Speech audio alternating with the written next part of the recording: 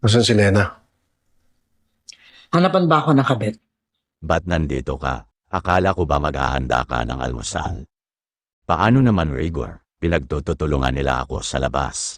Tapos alam mo ba yung sinabi sa akin ni Marites? Pasalamat daw ako dahil buntis ako at kung hindi daw.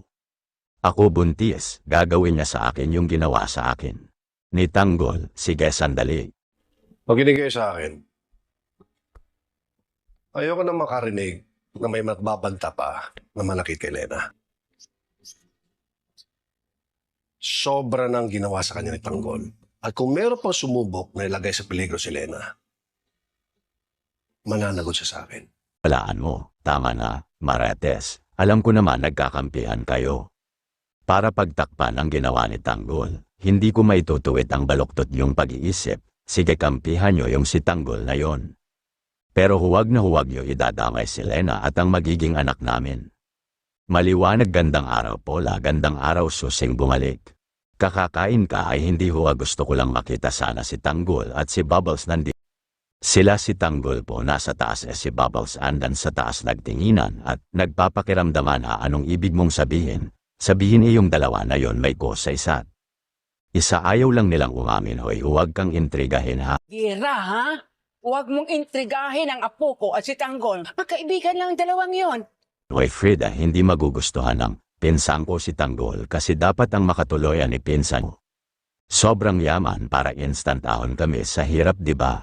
Ay pwede po ba akong umakyat meron lang akong importanteng sasabihin kay Tanggol ay mo mabuti pa samahan mo si Beng sa itaas hamak kausap sila ni Tanggol. Sige ho dito tayo suki salamat ho.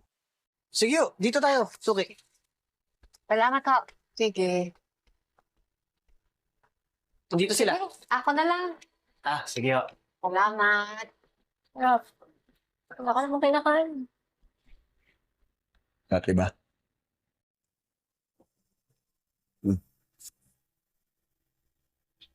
Hayop ka Tanggol layuan.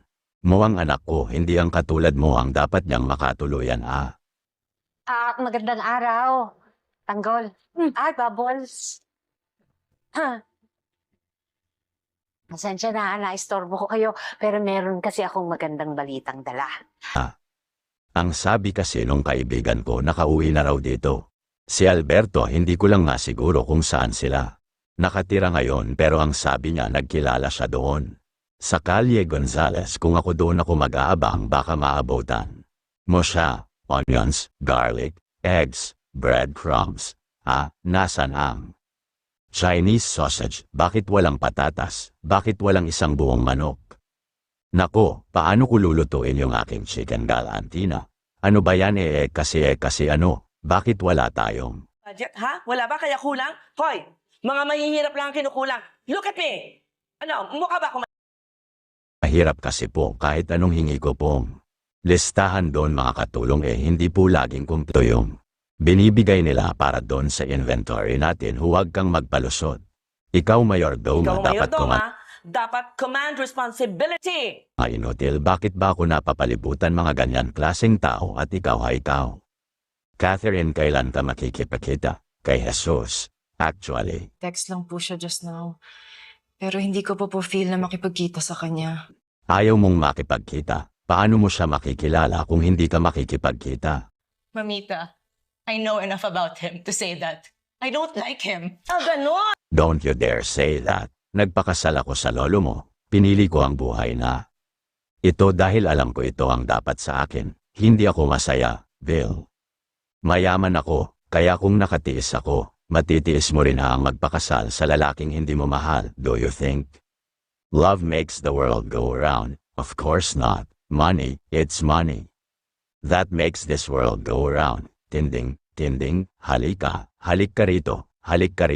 Ano naman ba yan? Bakit kulang-kulang yung listahan stocks natin dito sa kusina? Tuloy ang napagalitan ng senyora, kasalanan ulit. Ewan ko. Makapagtinis ng bahay ang nakatokang ilista ko. Nailista ko naman ng ayos. Hindi. Ang kasalanan ng isa, Kasalanan ng isa, kasalanan ng lahat. Kaya kasalanan mo to. Kaya ayan, pumunta ka palengke. Bilisang mo ngayon, maglakad ka. Wala akong pakialam, kahit gumapang ka, siguraduhin mong kompleto yan. Binilang ko yan, huwag kang manggupit, naintindihan mo. Tinding, bakit naggalit na galit si Manang Pasin sa'yo? Ewan ko ba dyan? Nahawa na siguro sa kadidikit kay senyora. Mo naman ang langaw, pag natantong sa kalabaw, ano samahan kita? Huwag na, ako na to, kaya ko naman, baka may masabi pa. Sila, pag sinamahan mo ako, magbibihis lang ako. Bubbles, alis lang ako, puntahan ko lugar na yon. Baka sakaling maabotan ko si Alberto doon. Tanggol, ito naman nga may sinasabi mong pupunta ka doon. Tanggol, iilan lang tao ang nabibigyan ng pangalawang pagkakataon. Sa buhay, napakaswerte mo, may trabaho ka, maayos ang buhay mo, babalik ka na naman dyan, sinasakripisyo ko. Yung buhay ko para sa'yo, kasi ikaw sinisira mo lang yung buhay mo, Bubbles. Alam kong tama ang sinasabi mo, pero naghahati ang puso damdamin ko pagdating kay Makam. Hindi ako papayag, at hindi rin ako matatahimik hanggat hindi ko nabibigyan katarungan. Pagkamatay niya, sa tingin mo hindi ko alam.